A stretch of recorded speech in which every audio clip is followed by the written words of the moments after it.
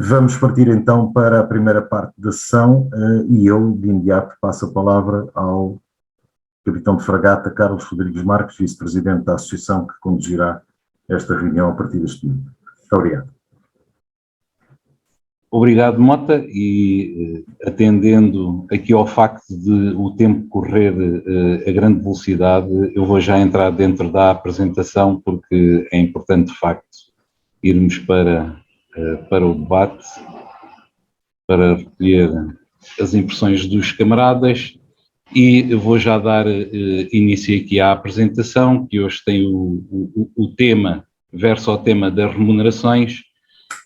Eu aqui para este tema proponho uma agenda com 7 pontos, eu vou tentar ser tão sintético quanto possível.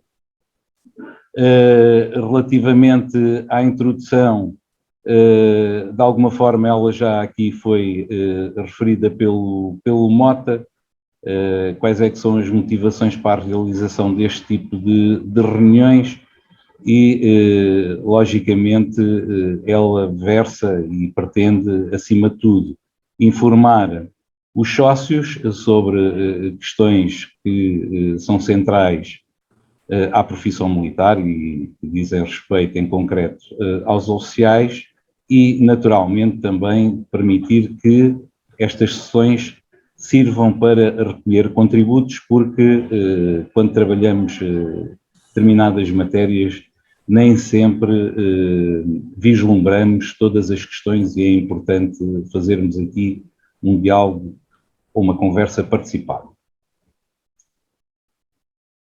Bom, relativamente às remunerações, aqui no ponto 2, que tem a ver com princípios e pressupostos associados às remunerações, foram aqui elencados alguns pontos que servem de alguma forma de referencial para nos alinhar algumas das ideias subjacentes a este tema.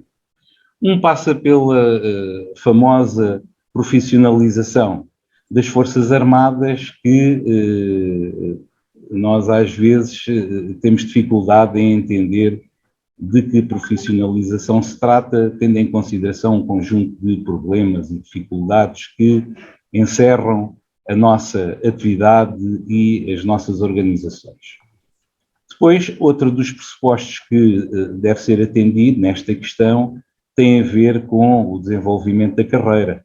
Portanto, a carreira deve ser atrativa e, consequentemente, também deve ser motivo de prestígio. Às vezes temos algumas dúvidas quando fazemos uma observação daquilo que nos rodeia. Pois é importante que essa carreira tenha desenvolvimento, seja valorizada e essa progressão seja feita dentro de um quadro harmonioso e equilibrado.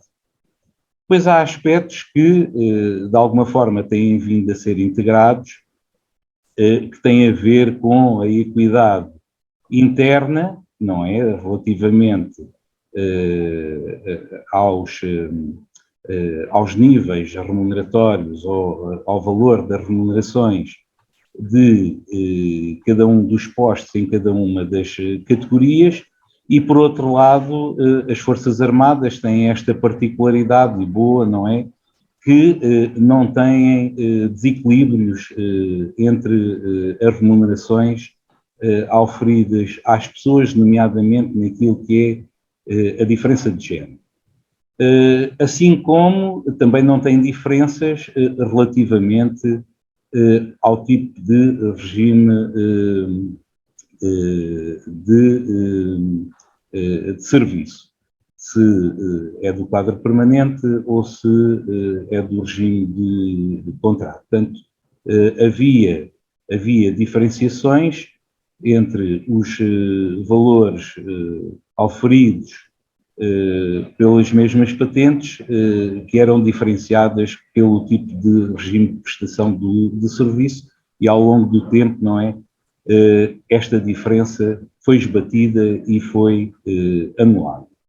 E parece uma medida justa, embora depois sobressaiam situações, não é? Em que essa equidade e essa integração depois não é feita na plenitude. Pois é importante que as remunerações também prevejam uma correlação entre níveis de autoridade, competência e responsabilidade. Este é um aspecto que também devemos ter em consideração. O conhecimento geral e especializado crescente e o tipo de exigência relativamente à formação do militar é também um aspecto que deve marcar a valorização salarial dos militares, que têm cada vez mais qualificações, cada vez também elas mais exigentes, e isso é motivo para considerarmos que deve ser integrada naquilo que deve ser o retorno para o desempenho da atividade e da profissão militar. E depois a importância e o valor da profissão militar, nomeadamente depois integrada naquilo que são as profissões na sociedade em geral. Portanto, estes são princípios e pressupostos que nós colocamos logo à partida para, de alguma forma, enquadrar aqui a perspectiva deste tema. Pois, em termos de conceitos, eu não vou entrar aqui nos aspectos da dissertação, quer filosófica, quer depois também académica, mas há aqui 3 pontos que é importante termos em consideração, que fazem, de alguma forma, harmonia entre aquilo que é o exercício da atividade e depois a compensação pelo desempenho e pela disponibilidade e um conjunto de outros aspectos.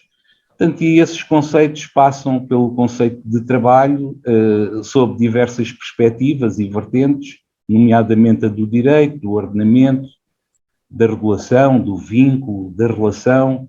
Portanto, há aqui um conjunto de aspectos que depois são, de alguma forma, caracterizados e que, no seu todo, fazem e concebem aquilo que é a definição sobre trabalho e as suas relações com a pessoa e as organizações, naturalmente. Embora ela depois possa ser estendida a muitos mais aspectos. Depois, quando falamos em remuneração, temos de ter em atenção que a remuneração, por assim dizer, é um conjunto de benefícios, não é? Passam pela remuneração básica, o salário. O salário depois pode ser uma contraprestação relativamente a um serviço que a pessoa presta, sob diversas perspectivas e diversas ordens. Pode ser uma mensalidade, pode ser uma prestação por tempo de serviço, portanto, o salário por hora, e pode ser também em razão da execução de uma tarefa. Mas aqui a remuneração é um conceito que engloba, portanto, aqui diversas vertentes, que vai desde a remuneração base, o salário, que tem a ver também, depois, aqui com aspectos que fazem a caracterização do cargo e da função, e a que lhe correspondem depois competências e responsabilidades. Em complemento, depois temos alguns incentivos salariais, nomeadamente os suplementos remuneratórios, os prémios de desempenho, os abonos, e podemos ter depois remunerações indiretas, como são, por exemplo, a existência de seguros, a assistência na doença, tanto, e tudo isto é englobado depois no bolo da remuneração completa da pessoa, e aqui em concreto do militar. E depois aspectos relacionados com a profissão, não é? Que é o exercício de um ofício, em que temos também uma abordagem sobre aquilo que são as competências especializadas e formais relativamente a esta matéria. Portanto, eram estes 3 conceitos que entendemos trazer aqui para, de alguma forma, compor, não é, aqui este tema, porque são conceitos que, em determinada ordem, são bastante vastos e transversais a qualquer atividade. Em termos de enquadramento, o enquadramento sobre remunerações é um enquadramento bastante extenso, que ao longo dos tempos tem tido também uma evolução, tem havido uma tentativa de uniformização dos critérios, mas ainda assim ela não é total nem completa relativamente àquilo que são todas as carreiras da administração pública e do Estado, quer sejam elas as carreiras do regime geral, quer depois as carreiras do regime especial, que antigamente eram designadas carreiras dos corpos especiais. A legislação começou a ser alterada por volta do final da década de 80, nos anos 88, 89, depois apareceu um diploma de uniformização dos vencimentos das carreiras do Estado e depois foi sofrendo uma evolução. A última alteração é estabelecida na Lei dos Vínculos, Carreiras e Remunerações. Nós, de alguma forma, aqui, com esta alteração, perdemos ou distanciámos de algumas carreiras de referência que havia para os militares e, em concreto, para os oficiais das Forças Armadas, e temos depois outra lei que surgiu e que vem incorporar também estes conceitos e este princípio de tentativa de harmonização, que é a Lei Geral do Trabalho em funções públicas. Resultante deste enquadramento, que depois ao longo dos tempos também vai sofrendo diversas alterações e excepcionamentos, nós temos hoje em dia como elemento de referência para as remunerações dois elementos principais. Um é a tabela remuneratória única, vai sendo subejamente conhecida, a atual, que ao longo dos tempos também teve aqui uma evolução, e eu já vou indicar também de forma sintética, e depois uma tabela única de suplementos. Esta tabela única de suplementos não discrimina os suplementos, eles depois são tipificados em cada um daqueles que são, quer os normativos estatutários de cada uma das carreiras, quer depois nos regimes remuneratórios de cada uma dessas carreiras. De qualquer forma, aquilo que está previsto é que a remuneração é uma remuneração composta por várias parcelas. E essas parcelas são a remuneração base, são o conjunto de suplementos remuneratórios, depois são aplicados a cada uma dessas carreiras em função de critérios estabelecidos neste ordenamento, e depois temos também os prémios de desempenho. Portanto, isto faz a composição da remuneração daquilo que são as carreiras da administração pública e do Estado. Depois, relativamente a esta composição remuneratória, há aqui remunerações, umas sujeitas a dedução em sede de imposto de IRS e outras não. Portanto, a tabela única dos trabalhadores que exercem funções públicas contém o número de níveis remuneratórios e um montante pecuniário correspondente a cada um.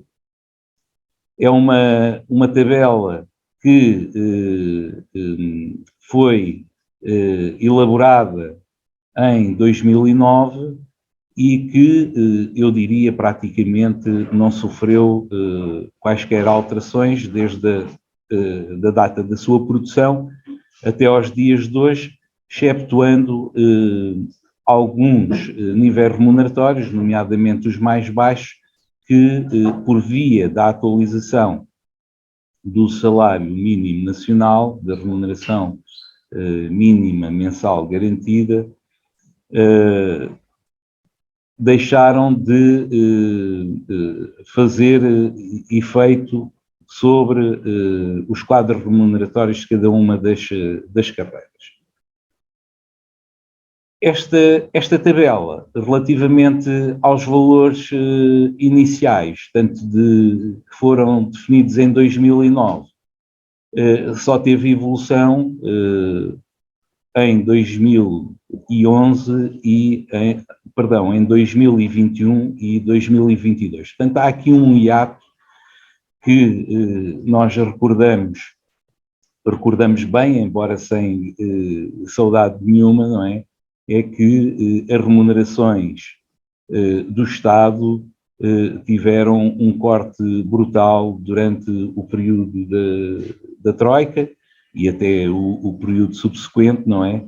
E que perdurou de 2011 até 2020. Isto para não dizer que estes aumentos remuneratórios, não é? Couberam em 2009 e desde essa data, em 2009, a tabela saiu, portanto a sua aplicação foi em 2010 e desde essa data até 2020 não houve qualquer aumento remuneratório, antes pelo contrário, e estamos bem recordados daquilo que foram os cortes nas remunerações, nomeadamente no subsídio de férias e naquela distribuição mensal do subsídio de Natal. Existe também, e nomeadamente disponíveis pela DGAEP, uma tabela de suplementos remuneratórios, mas que corresponde a uma solicitação que foi feita, eu creio que em 2008, para os serviços, cada um dos serviços e entidades indicarem quais é que eram os tipos de suplementos remuneratórios que eram praticados em cada uma dessas administrações. Portanto, ela não vai, nestes suplementos remuneratórios, aos subsídios e suplementos diversos de carreiras especiais. Portanto, é um quadro mais singular e o conjunto e a identificação desses suplementos remuneratórios, nós tentámos fazer aqui um brilharete e trazê-los aqui a esta apresentação, mas o número de diplomas que é necessário observar e retirar, e deles retirar a informação, é extremamente vasto e não foi possível ainda fazê-lo, mas está nos nossos horizontes. Relativamente à remuneração base, nós temos um quadro que tem níveis remuneratórios e escalões, e a distribuição é feita dessa forma por cada um dos postos que nós temos nas Forças Armadas, em que é possível verificar qual é que é a distribuição do valor de cada uma das remunerações por categorias e por postos, desde as mais baixas que estão a vermelho até às mais altas que estão a ver. Aqui colocaram-se só os postos, porque existem depois cargos, nomeadamente o de SENCF, o de chefe de Estado-Maior, vice-chefe de Estado-Maior, que depois compõem aqui a tabela remuneratória aplicável aos militares das Forças Armadas. Portanto, o quadro do lado esquerdo tem esses níveis remuneratórios e a sua distribuição ao longo dos escalões. Os escalões deviam ser praticados também é um dos problemas que nós temos. Foi feito aí o processo das regressões, da recuperação das regressões remuneratórias, mas ele não está aplicado na sua plenitude, sabendo que o primeiro escalão correspondia à data da promoção, à permanência no posto durante um período de 2 anos e, a partir dessa data, o militar percorreria no posto os escalões seguintes, sendo que o tempo de permanência nesses escalões para os níveis superiores ao primeiro, não é? São de, aquilo que está tipificado, serem de 3 anos.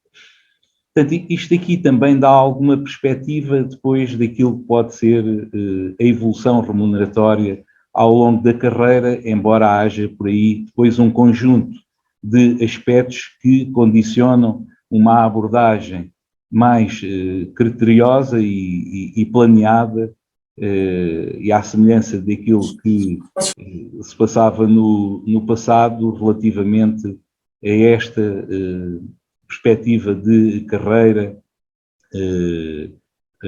dos militares no exercício das suas funções ao longo do tempo em que prestavam o serviço. Portanto, esses pressupostos, de alguma forma, têm sido arrasados. Para complementar, dizer que depois o valor correspondente a estes níveis remuneratórios se encontra aqui no quadro do lado direito e corresponde só a remunerações base. Portanto, e este tem sido o trabalho inicial, é verificarmos quais é que são os valores da remuneração base entre diversas carreiras e categorias e só numa fase posterior depois entrar na questão dos subsídios e dos suplementos. Em termos ainda de enquadramento naquilo que é a perspectiva da remuneração dos militares, existem um conjunto de suplementos remuneratórios, provavelmente não estão aqui todos identificados, mas aqueles que foi possível trazer e conhecer daquilo que é a nossa prática diária dentro da nossa organização, são os que estão aqui neste quadro. Portanto, são 13, começa no suplemento da condição militar, depois passa pelo suplemento de serviço aéreo, de serviço aerotransportado, o suplemento de embarque, suplemento de missão, as despesas de representação, a gratificação de serviço aéreo, a gratificação da Câmara hipobárica, a gratificação de serviço de imersão, gratificação de serviço de mergulho, serviço hidrográfico, inativação de engenhos explosivos e subsídio de trabalho de campo. Em regra, estes subsídios fazem, ou são atribuídos, ou são calculados com base num posto de referência. Habitualmente esse posto é o de primeiro-tenente-capitão, no caso dos oficiais, e de primeiro-sargento para o caso dos sargentos. E depois é aplicada uma percentagem, ela também vai variando, alguns são de 33% sobre o valor da remuneração base desses postos no primeiro escalão, outros são mais elevados, de acordo com os critérios também estão regulamentados e estão inscritos depois em legislação própria. Tenho para aqui uma tabela que não devia estar.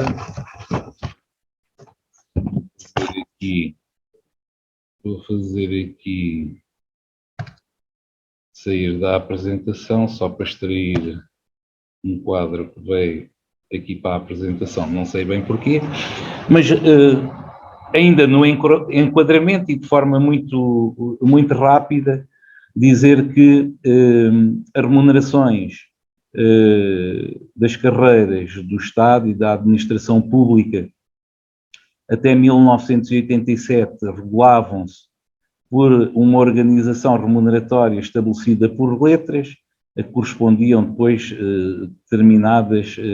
determinadas carreiras e determinadas funções em que originava a atribuição de um valor que era correspondido por essa letra. No sistema remuneratório dos militares, em 1987, foi produzida a legislação, isto é, o diploma até de 1988, foi produzida a legislação e uma tabela remuneratória baseada num percentual sobre um posto militar que era o de tenente-general e vice-almirante, correspondia o índice 100. E depois todos os outros postos eram associados num percentual para o estabelecimento da remuneração. E depois o índice 100, esse índice 100 remetia depois para um valor de remuneração base, e era assim que se constituía a remuneração de todos os postos e de todas as categorias dos militares das Forças Armadas. Em 1990 entrou em vigor um sistema remuneratório indiciário em que eram estabelecidos índices para cada uma dessas carreiras, essas tabelas não eram iguais entre todas as carreiras, e depois correspondia um valor pecuniário para o índice 100. Portanto, este sistema remuneratório vigorou de 1990 até 1999, ele já incorporava depois o tempo de permanência no posto, ou nas carreiras, ou nas categorias, não é? Em que também já era estabelecido depois um conjunto de escalões para cada um desses postos, no caso dos militares. Em 2009, o sistema remuneratório foi novamente revisto e foram estabelecidos os níveis remuneratórios. Portanto, é uma tabela única com níveis remuneratórios que vai do 1 até ao 115, corresponde a um determinado valor base, e depois a partir daí é feito em acréscimos de cerca de 51 euros, 52 euros, números redondos. E é assim que está estabelecido até aos dias de hoje, e ele recentemente evoluiu por via tanto dos aumentos que foram consagrados no percentual do aumento consagrado nos dois últimos anos. Este sistema remuneratório, por níveis, depois é transposto para os quadros remuneratórios de cada uma das categorias e das carreiras. Portanto, não houve propriamente aqui uma simplificação destes quadros, não é? Mas houve uma simplificação naquilo que são os níveis remuneratórios a atribuir a cada uma dessas categorias e carreiras. Nós, militares, e nomeadamente na categoria de oficiais, nós sempre considerámos algumas carreiras de referência, até para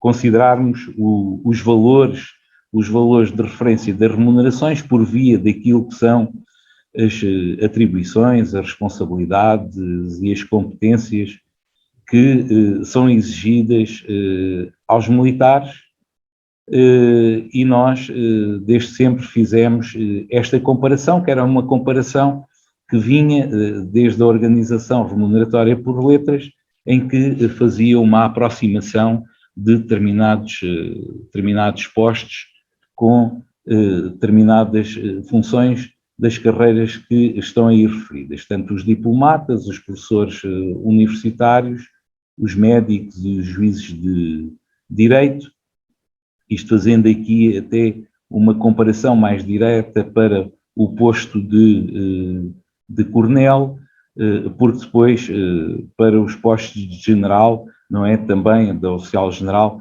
há também aqui correspondências dentro destas 4 carreiras que estão aqui indicadas.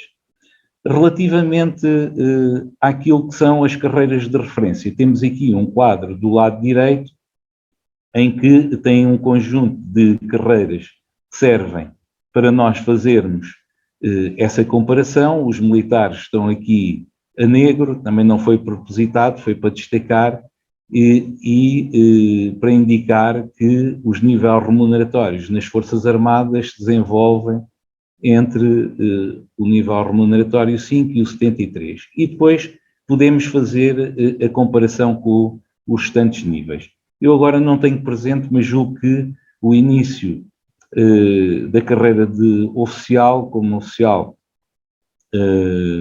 depois de fazer o tirocínio, depois de passar o estágio de aspirante, começa no índice 18.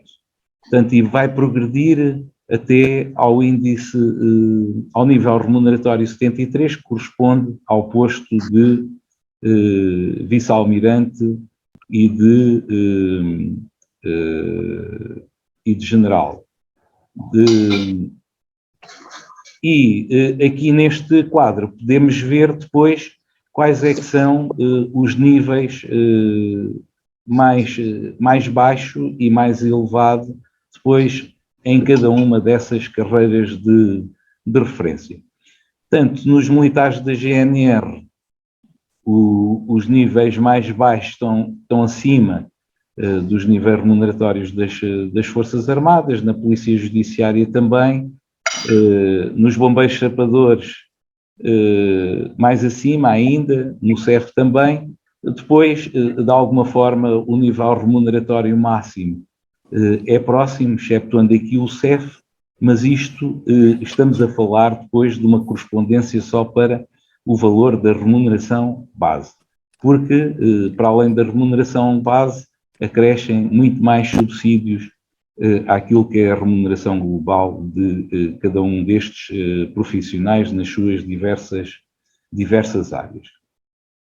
Portanto, temos os diplomatas, os magistrados judiciários, o pessoal docente, quer do ensino universitário, quer do superior politécnico, investigação científica, tanto colocam níveis remuneratórios máximos bem acima do posto máximo que nós temos nas Forças Armadas.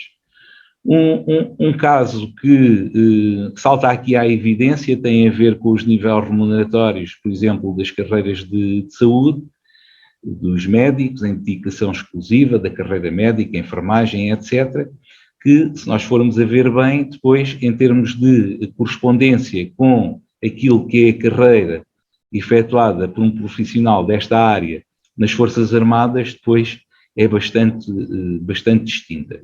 Porque este é o valor mais baixo, habitualmente são valores que são oferidos, são níveis remuneratórios que correspondem a períodos muito curtos de permanência nesse nível remuneratório, em grande parte corresponde ao estágio de início de carreira e depois dão um salto significativo que, em termos da carreira militar e dos oficiais, é o salto de aspirante para capitão-tenente.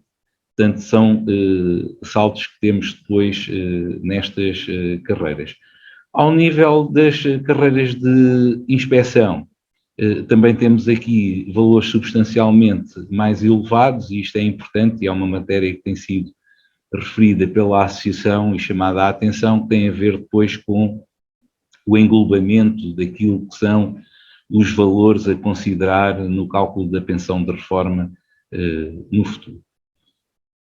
Fazer também aqui registro para aquilo que é a última indicação desta tabela na linha inferior, técnico superior das carreiras do regime geral, em que o nível remuneratório máximo corresponde ao nível remuneratório de um coronel no último escalão, que é o terceiro. Pronto, em termos de enquadramento e de forma sintética, ainda se identificou a possibilidade de trazer para aqui alguns diplomas, mas verificou-se que não trazia valor acrescentado, até porque depois há uma ligação extensa de outros diplomas, como eu já referi, que fazem alterações e que fazem remissões, etc. Em termos de análise dos factos e aqui deste tema, estabeleceram-se aqui alguns pontos, foram caracterizados ou identificados, para ser mais correto, alguns pontos que interessa ter presente para uma análise mais consubstanciada àquilo que são os valores das remunerações praticadas pelo Estado nas suas diferentes carreiras e profissões. Situações identificadas e que são tema diário de abordagem e que, de alguma forma, nós consideramos que são o novo normal, que é a anormalidade transformou-se numa coisa normal. E o que é que temos nestas situações que identificamos como o novo normal?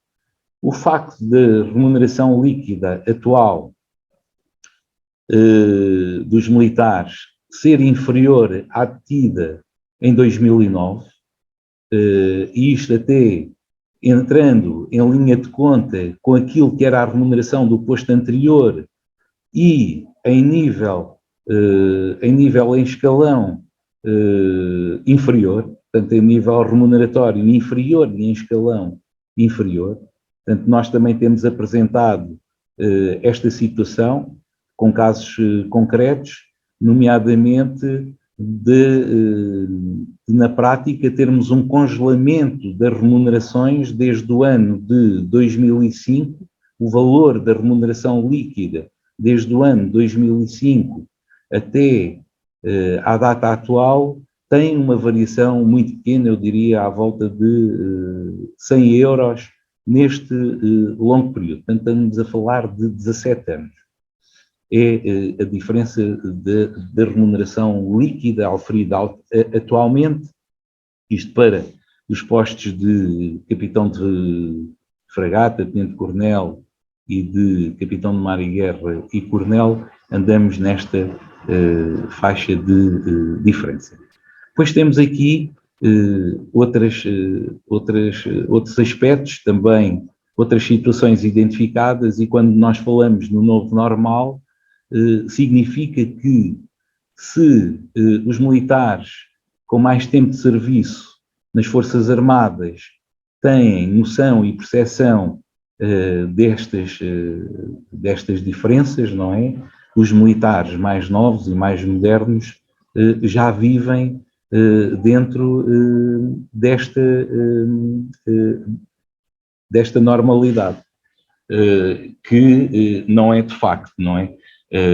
Portanto, esta degradação não é sentida porque eles iniciaram a sua carreira já num período e num processo de degradação das remunerações. Outro aspecto que, como eu ia referir, ressalta aqui, tem a ver com o congelamento das progressões remuneratórias, e estas ocorreram a partir de 2006, a pretexto do trabalho que depois veio a ocorrer da apresentação da nova tabela remuneratória com os níveis remuneratórios.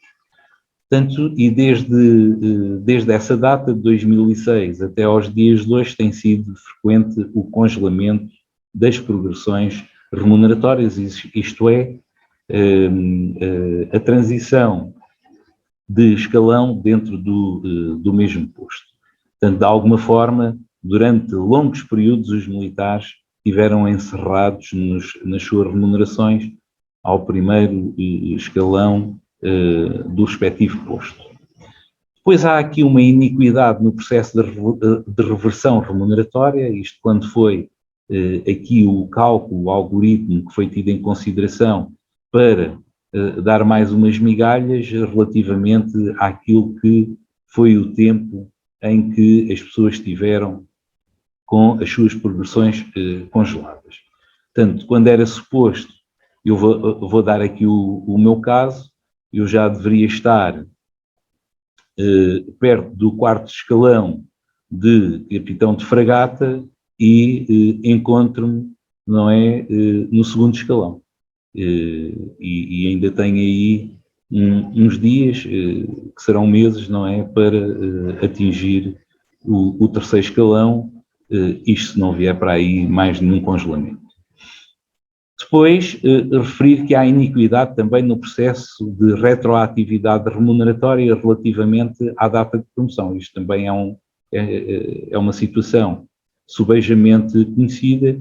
Portanto, os militares, no mínimo, são promovidos um ano depois da data em que devia ter ocorrido a promoção.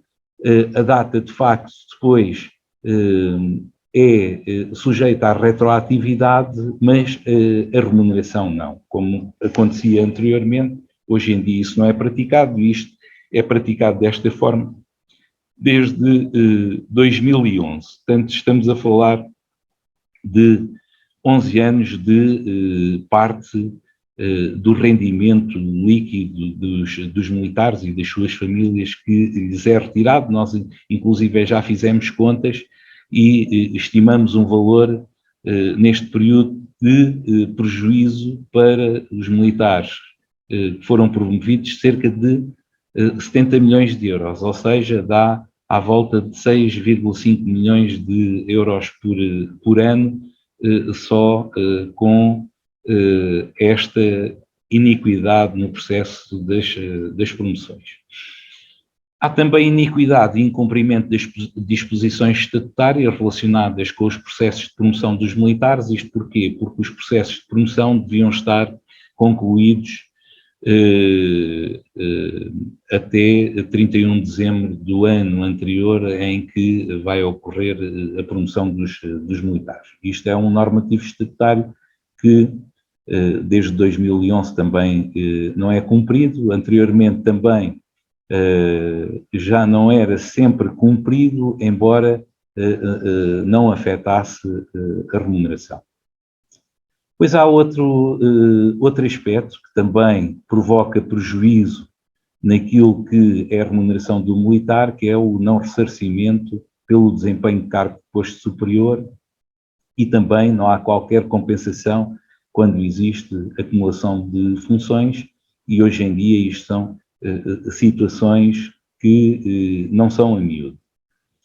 Temos também a perversidade do sistema de avaliação dos militares das Forças Armadas. Nós dizemos que é um novo CIADAP, é o CIADAP aplicado aos militares, embora com disposições mais requintadas, mas o sistema de avaliação dos militares coloca também e afeta os militares naquilo que diz respeito à remuneração em diversas vertentes.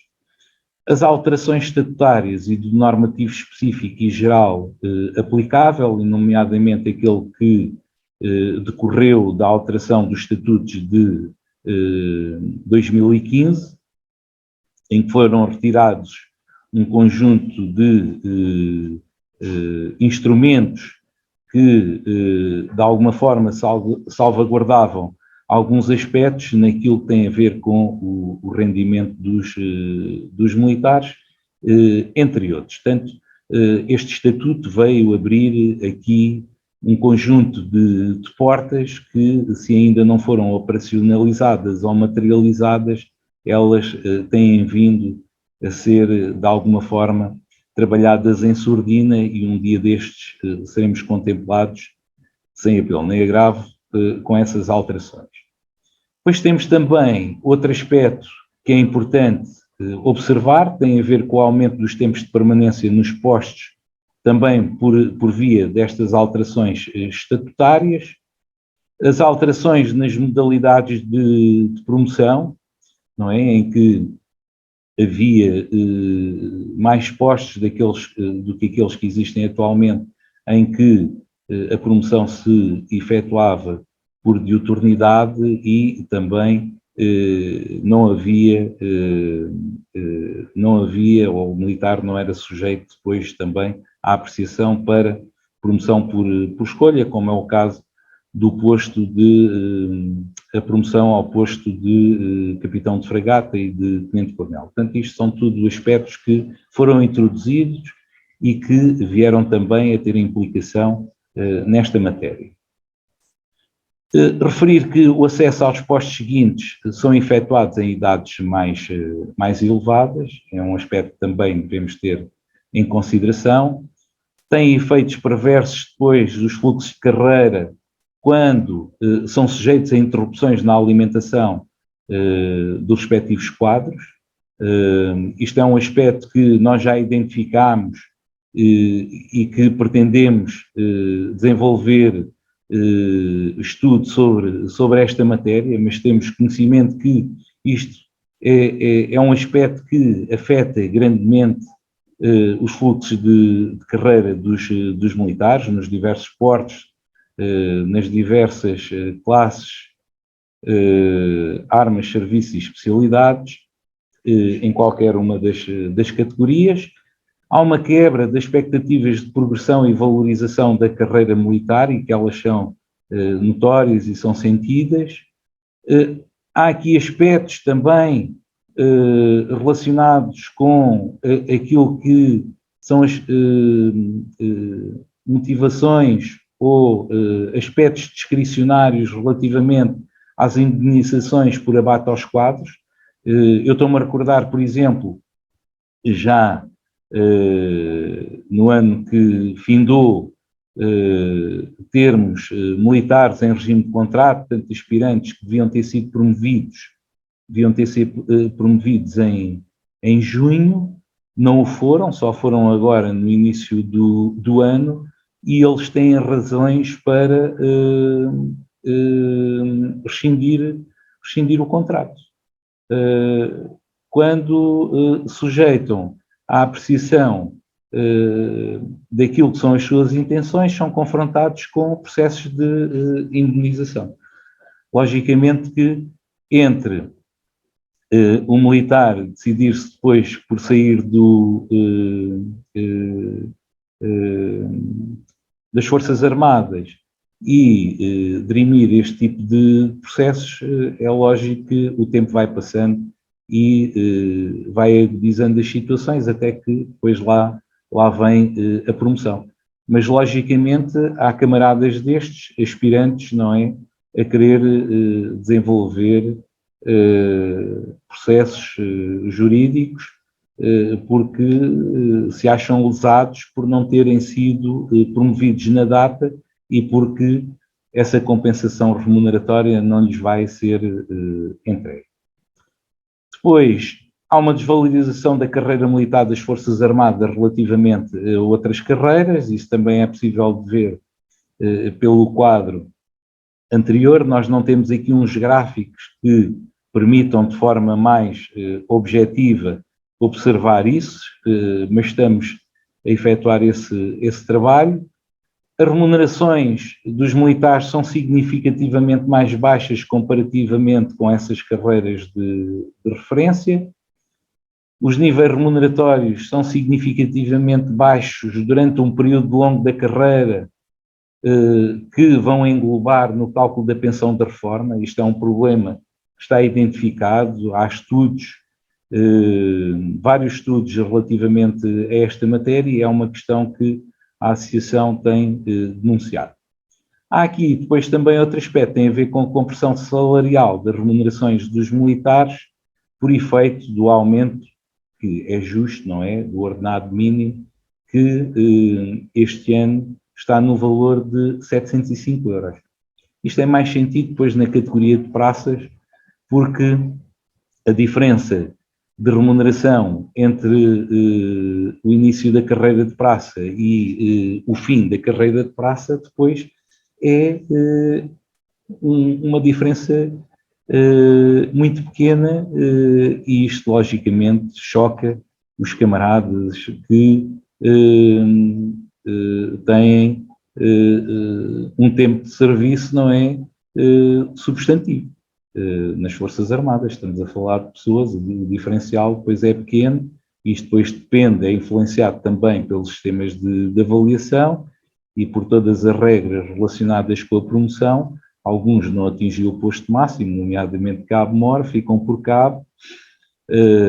Com todos estes congelamentos na progressão dos escalões, isto, a bem dizer, eles cada vez se aproximam mais do posto inferior do que do posto superior. Aspectos complementares relativamente a esta análise de factos. Tanto a redução e o incumprimento de direitos gerais e estatutários, que têm vindo a verificar-se ao longo dos anos, e nomeadamente desde 1990,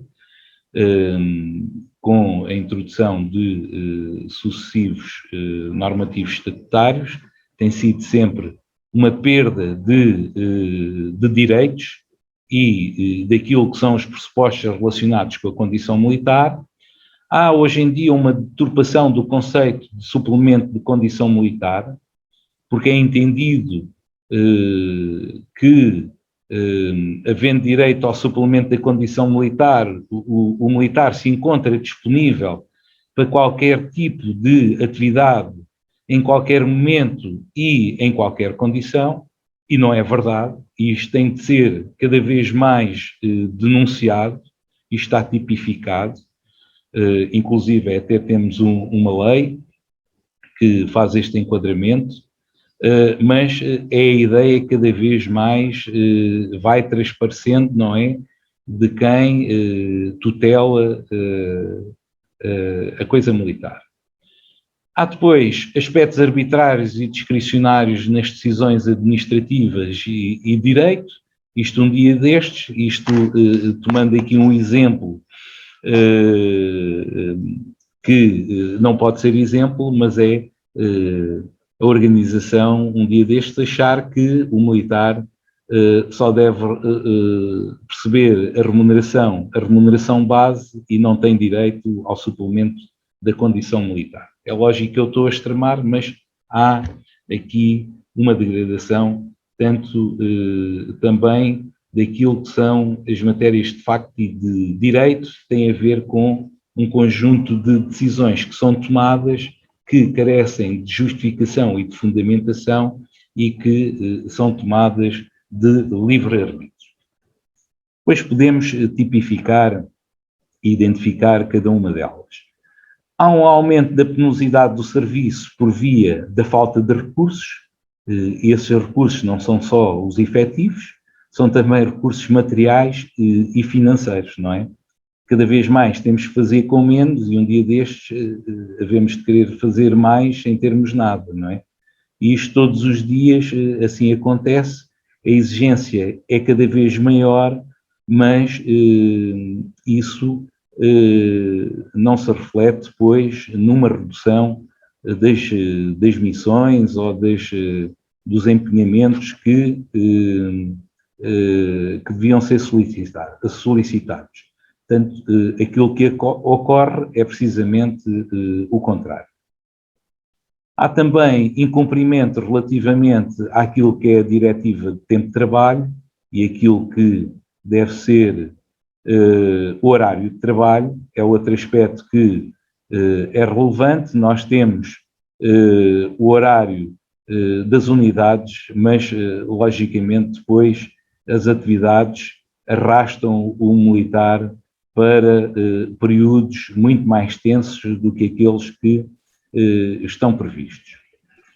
Há também incumprimento no reconhecimento do direito de representação e negociação coletiva, que é uma reivindicação que a Associação tem vindo a desenvolver e que está nos seus objetivos prioritários poder garantir este reconhecimento.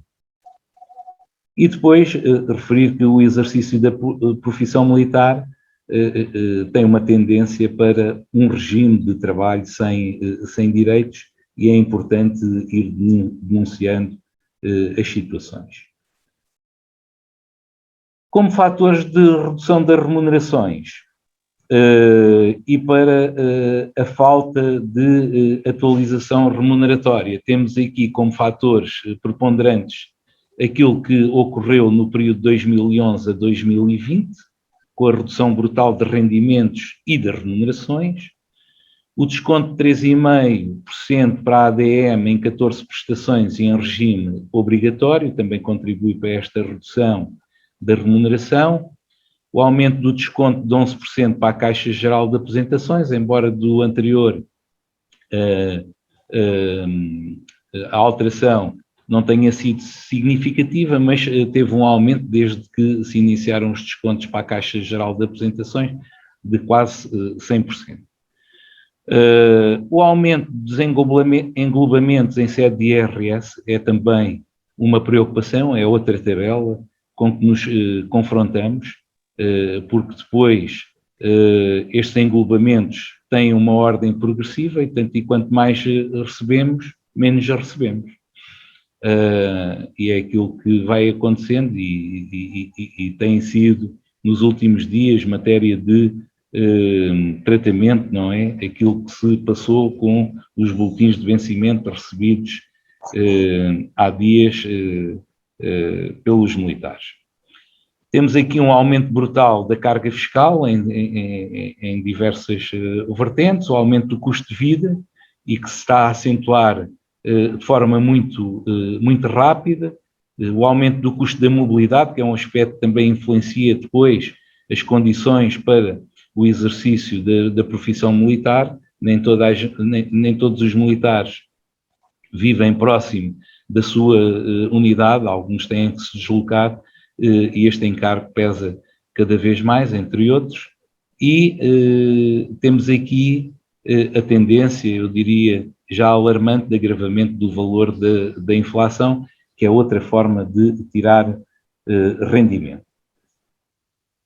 Referir aqui também, relativamente a esta matéria, alguns fatores de iniquidade, e eles têm a ver com a aplicação de suplementos existentes noutras carreiras de referência, nomeadamente aquelas que são praticadas nas forças e serviços de segurança, em que existem prestações que estão consignadas e que, comparativamente, elas fariam sentido serem aplicadas também aos militares das Forças Armadas, mas o que é um facto é que eles não têm direito a estes suplementos.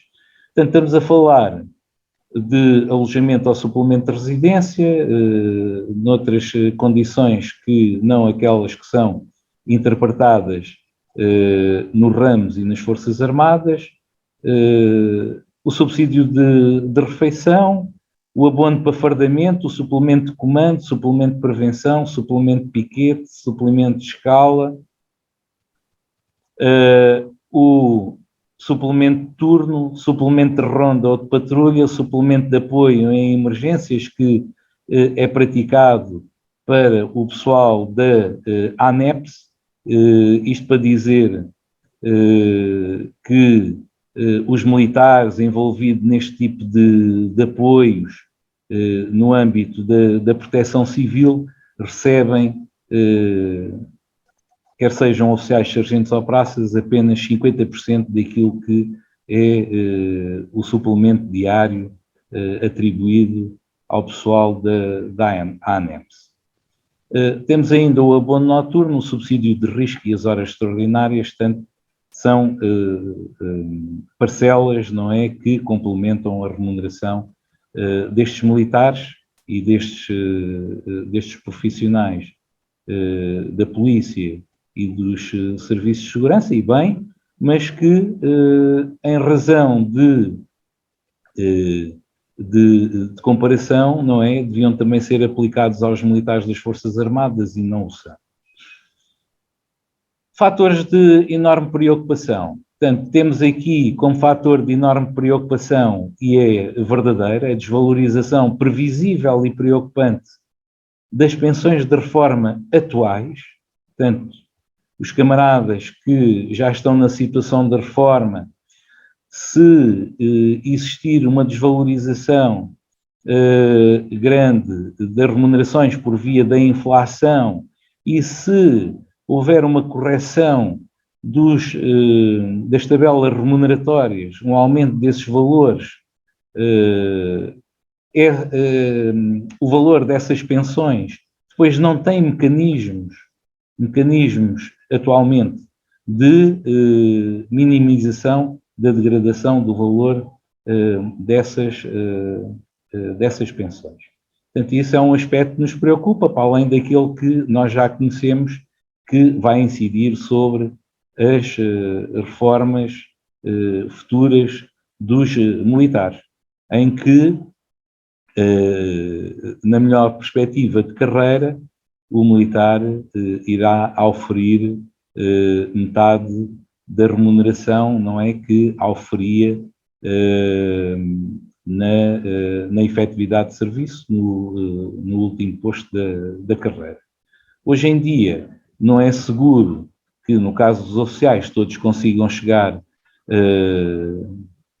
a capitão de mar e guerra ou a coronéis, nem tão pouco a capitão de fragata e a tenente-coronel, e há casos que já começam a roçar também que isso seja possível até para o posto de capitão-tenente e de major. Pois há aqui outro fator de enorme preocupação, tem a ver com a perversidade da decisão de extinção dos mecanismos de salvaguarda da atenuação da degradação do valor das pensões de reforma que se constituíam no complemento de pensão de reforma e no fundo de pensões. Ninguém ainda sentiu isto porque desde 2009 até à data de hoje a tabela remuneratória ainda não evoluiu. Porque no dia em que evoluir e que evolua com algum significado, não é? Todas estas situações vão ser sentidas e bastante. Outro aspecto é a diferença acentuada do valor das remunerações e das condições de prestação de serviço comparativamente com as conferidas aos militares de outros países. Isso também é um estudo que está a ser desenvolvido no âmbito da Euro1000, no sentido de percebermos as diferenças de remuneração entre os militares dos diversos países e nas suas diversas categorias e funções. Em termos de abordagem prospectiva, o que é que identificamos? Identificamos que a tendência é no sentido do agravamento das condições para o exercício da profissão militar, há a introdução de medidas de aumento significativo, ou receamos, para ser mais correto, introdução de medidas de aumento significativo nos tempos de prestação do serviço militar.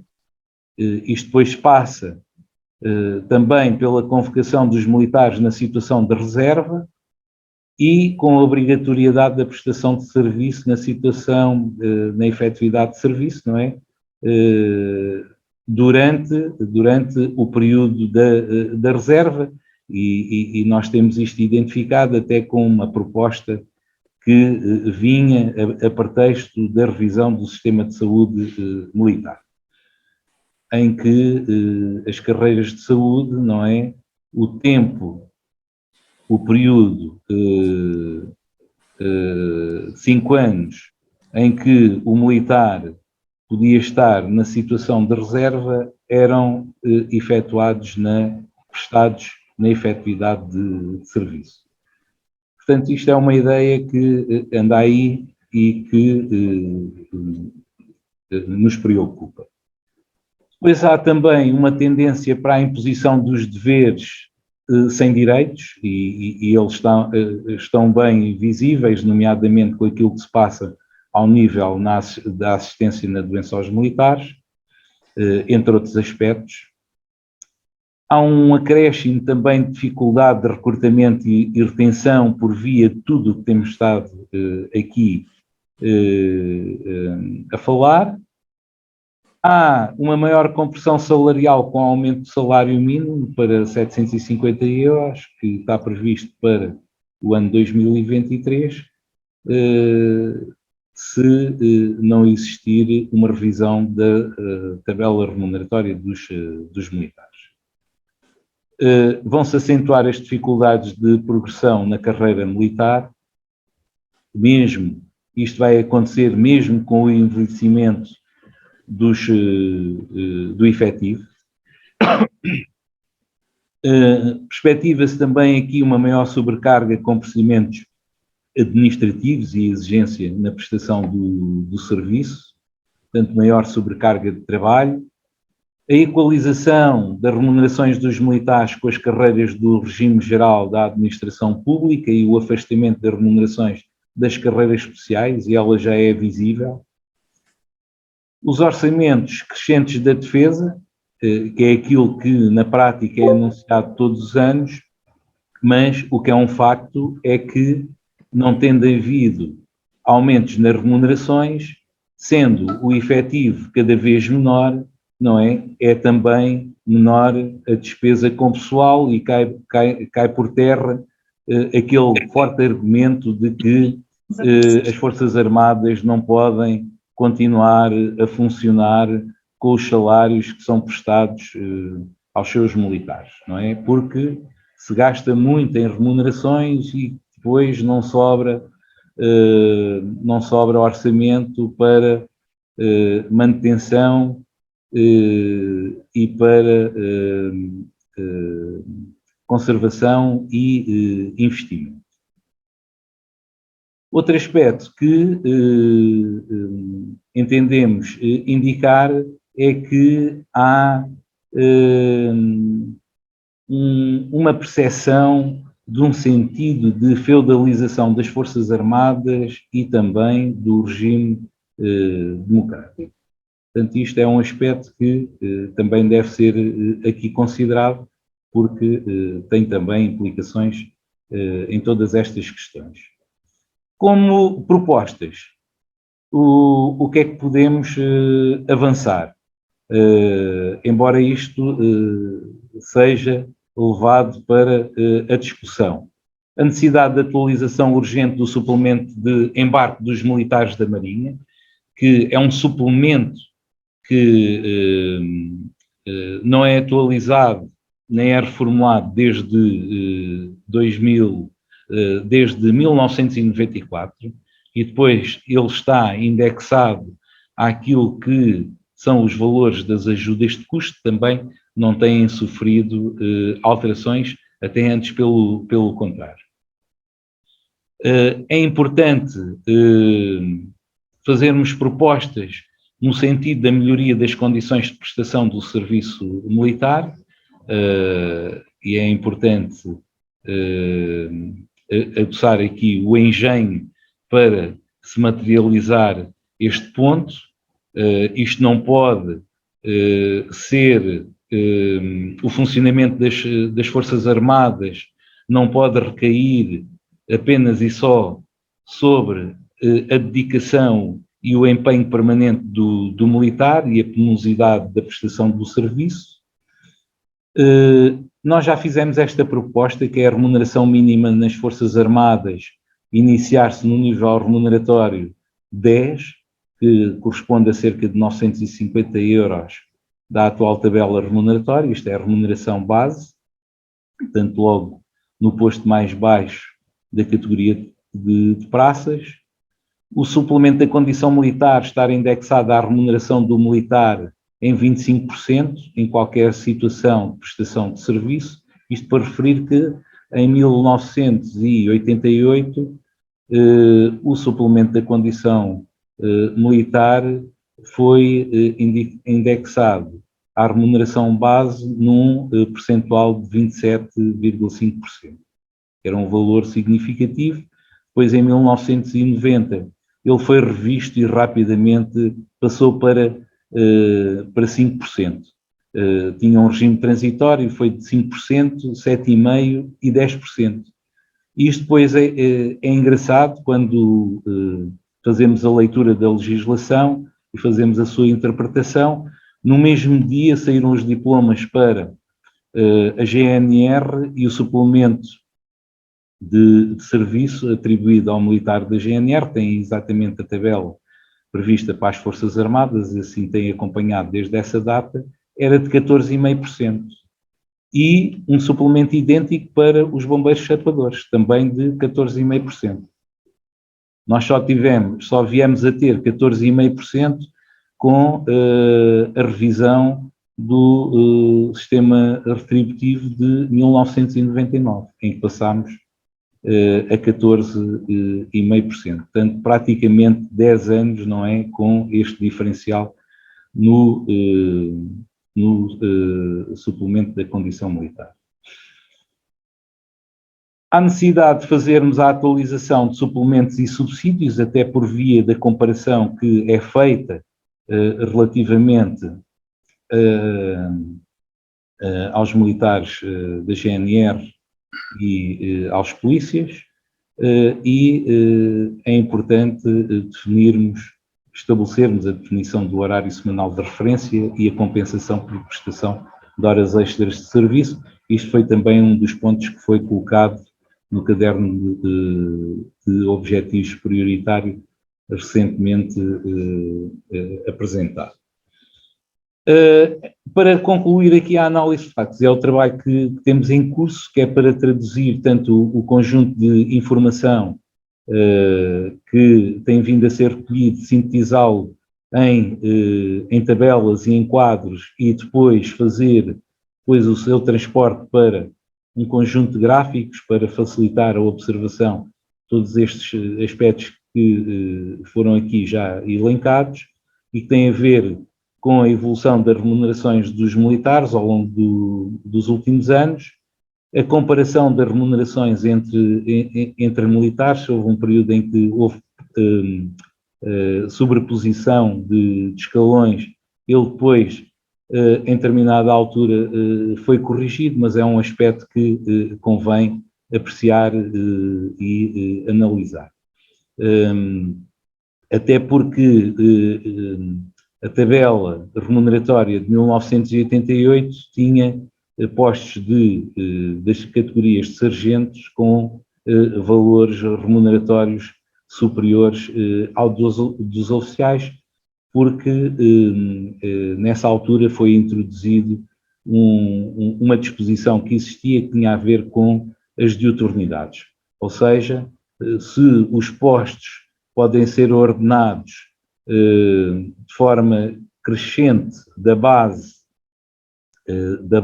para o topo, em virtude da relação hierárquica, não é? Há aqui aspectos que depois devem ser tidos em consideração, nomeadamente o tempo de prestação de serviço, o aumento das competências e o aumento das responsabilidades associadas ao desempenho das funções.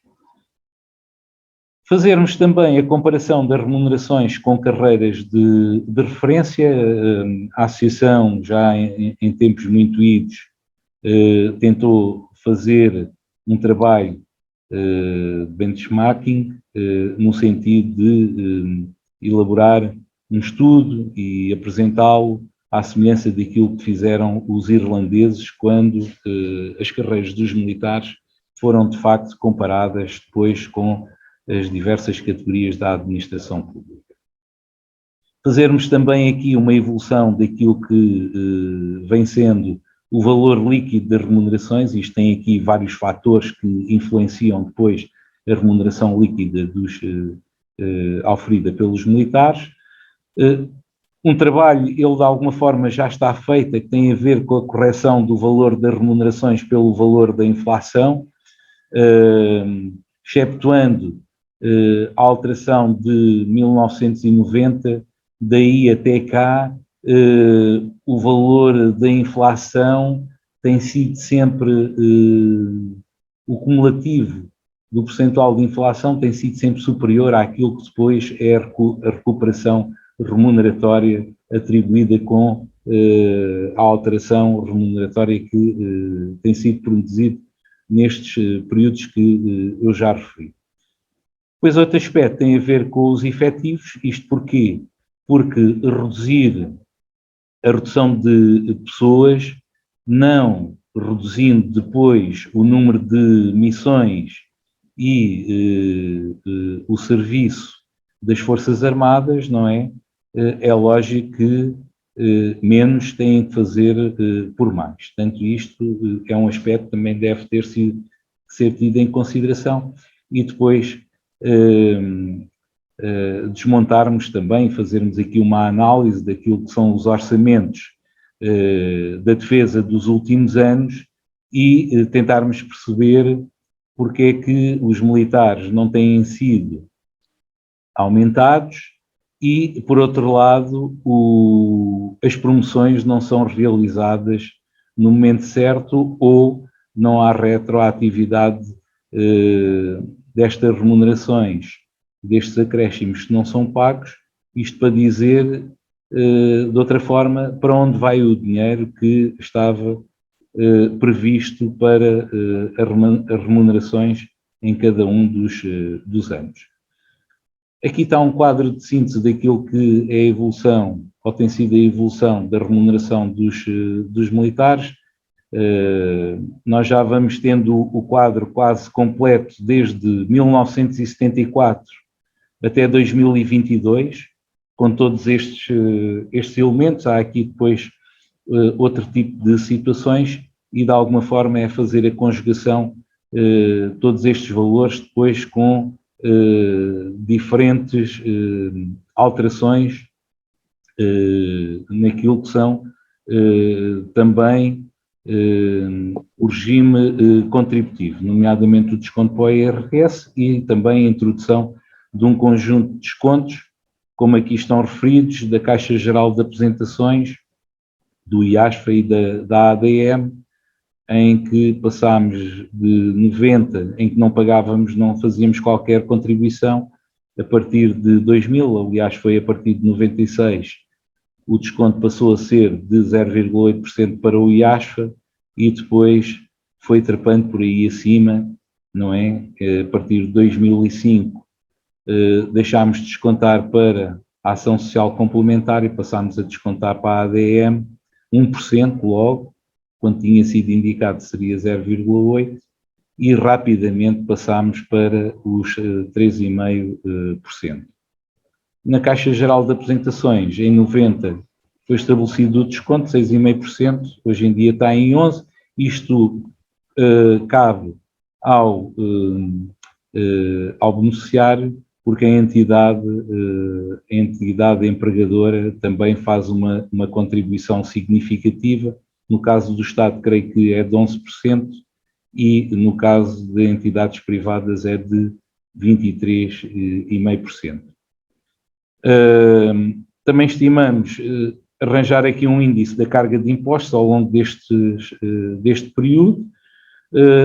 Aquilo que é a desvalorização das remunerações em percentual nos períodos em que houve atualização remuneratória por comparação com aquilo que foi a inflação no período anterior, de 74 até 88, o valor da inflação nesse período foi de 257%, só para termos uma ideia da dimensão, por isso não é anormal tanto um salto tão significativo daquilo que foi a tabela remuneratória de 88 para a de 90, que de alguma forma veio compensar esta situação e dizer que nesta altura, com este salto, que obrigou depois à introdução de um conjunto de outras medidas, um oficial-general oferia uma remuneração inferior à de uma praça no posto mais baixo. Portanto, é aquilo que se perspectiva que um dia destes venha a acontecer com aqueles que já não estão na efetividade de serviço e a grande parte, não é, para não dizer a totalidade dos que se encontram na efetividade do serviço. A evolução do número de efetivos, que é um quadro que também tem sido publicado pela Associação. A evolução do número de efetivos nas Forças Armadas, comparativamente com as Forças e Serviços de Segurança, tem vindo também a reduzir significativamente. É ali no quadro as células a vermelho. E para concluir, não é, dizer que é urgente fazermos a revisão da tabela remuneratória, da tabela de suplementos dos militares das Forças Armadas. Pelo menos a Associação e os militares devem fazer uma proposta que deve ser bem fundamentada, e devemos também trabalhar, e cada vez mais, para a recuperação ou a introdução de mecanismos de atenuação da degradação das pensões de reforma dos militares. Tanto o conhecimento que temos do passado e das situações que se passaram no final da década de 80 ainda se mantêm bem vivas em alguns de nós e nos camaradas em particular mais maduros, não é? E esta é uma situação que pode repetir se não fizermos ou não denunciarmos, não fizermos nada ou não denunciarmos este tipo de situações. E pronto, eu dava aqui por concluída a exposição do tema e passava a palavra ao António Mota para entrarmos na fase de debate, em que podemos fazer aqui a análise destes conteúdos, não é? Dar contributos, fazer propostas e sugestões, tirar algumas conclusões e determinar quais é que são as ações a desenvolver, para além daquelas que temos vindo já a realizar. E para já é tudo. Obrigado pela vossa paciência e até já.